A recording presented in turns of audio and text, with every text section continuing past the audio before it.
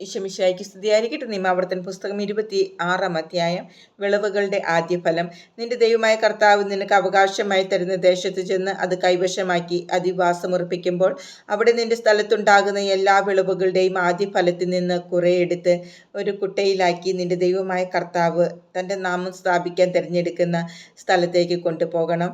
അന്ന് ശുശ്രൂഷ ചെയ്യുന്ന പുരോഹിതൻ്റെ അടുത്ത് ചെന്ന് നീ ഇപ്രകാരം പറയണം: ഞങ്ങൾക്ക് തരുമെന്ന് കർത്താവ് ഞങ്ങളുടെ പിതാക്കന്മാരോട് വാഗ്ദാനം ചെയ്തിരുന്ന സ്ഥലത്ത് ഞാൻ വന്നിരിക്കുന്നുവെന്ന് നിന്റെ ദൈവമായ കർത്താവിനോട് ഞാൻ ഇന്ന് ഏറ്റുപറയുന്നു. പുരോഹിതൻ ആ കൊട്ട നിന്റെ കയ്യിൽ നിന്ന് വാങ്ങി നിന്റെ ദൈവമായ കർത്താവിൻ്റെ ബലിപീഠത്തിന് മുമ്പിൽ വയ്ക്കട്ടെ. പിന്നീട് നിന്റെ ദൈവമായ കർത്താവിൻ്റെ സന്നിധിയിൽ നീ ഇങ്ങനെ പറയണം: അലയുന്ന ഒരു അരമായനായിരുന്നു എൻ്റെ പിതാവ്. ചുരുക്കം പേരോടുകൂടെ അവൻ ഈജിപ്തിൽ ചെന്ന് അവിടെ പരദേശിയായി പാർത്തു. അവിടെ അവൻ്റെ മഹത്വം ശക്തവും അസംഖ്യവുമായ ഒരു ജനമായി വളർന്നു. എന്നാൽ ഈജിപ്തുകാർ ഞങ്ങളോട് ക്രൂരമായി പെരുമാറുകയും ഞങ്ങളെ മർദ്ദിക്കുകയും ഞങ്ങളെ കൊണ്ട് അടിമവേല എടുപ്പിക്കുകയും ചെയ്തു. അപ്പോൾ ഞങ്ങൾ ഞങ്ങളുടെ പിതാക്കന്മാരുടെ ദൈവമായ കർത്താവിനോട് നിലവിളിച്ചപേക്ഷിച്ചു. അവിടുന്ന് ഞങ്ങളുടെ നിലവിളി കേട്ടു. ഞങ്ങൾ അനുഭവിക്കുന്ന നിന്ദയും ക്ലേശവും മർദ്ദനവും അവിടുന്ന് കണ്ടു. ശക്തമായ കരം നീട്ടി ഭീതിജനകമായ അടയാളങ്ങളും അത്ഭുതങ്ങളും പ്രവർത്തിച്ച് കർത്താവ് ഞങ്ങളെ ഈജിപ്തിൽ നിന്ന് മോചിപ്പിച്ചു.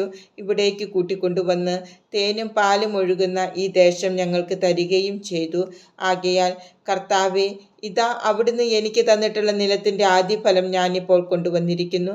അനന്തരം കുട്ട നിന്റെ ദൈവമായ കർത്താവിൻ്റെ സന്നിധിയിൽ വച്ച് അവിടുത്തെ ആരാധിക്കണം.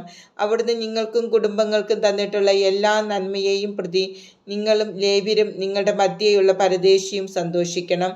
ദശാംശത്തിൻ്റെ വർഷമായ 3-ാം വർഷം എല്ലാ വിളവുകളുടെയും ദശാംശം എടുത്ത് നിന്റെ പട്ടണത്തിലുള്ള ലേവ്യർക്കും പരദേശികൾക്കും അനാഥർക്കും വിധവകൾക്കും നൽകണം.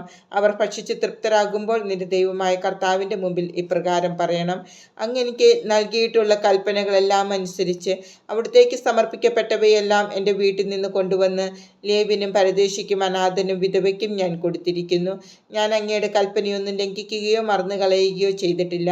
എൻ്റെ വിലാപവേളയിൽ അതിൽ നിന്ന് ഭക്ഷിച്ചിട്ടില്ല. അശുദ്ധനായിരുന്നപ്പോൾ ഞാൻ അതിൽ സ്പർശിച്ചിട്ടില്ല. മരിച്ചവന് വേണ്ടി അതിൽ നിന്ന് ഒന്നും കൊടുത്തിട്ടുമില്ല. ഞാൻ എൻ്റെ ദൈവമായ കർത്താവിൻ്റെ വാക്ക് കേട്ട് അവിടുന്ന് എന്നോട് കൽപ്പിച്ചതുപോലെ ചെയ്തിരിക്കുന്നു. അങ്ങ് വസിക്കുന്ന വിശുദ്ധ സ്ഥലമായ സ്വർഗത്തിൽ നിന്ന് കടാക്ഷിക്കണമേ.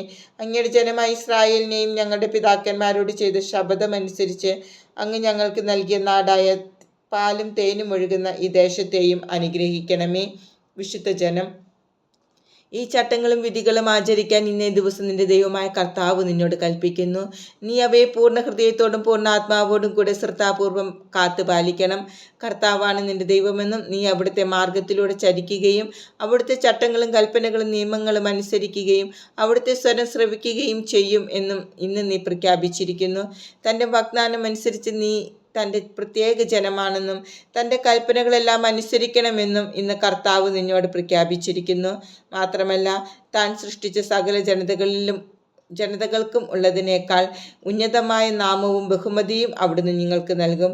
അവിടുന്ന് അരുളി ചെയ്തിട്ടുള്ളതുപോലെ നിന്റെ ദൈവമായ കർത്താവിന് നീ ഒരു വിശുദ്ധ ജനമായിരിക്കുകയും ചെയ്യും.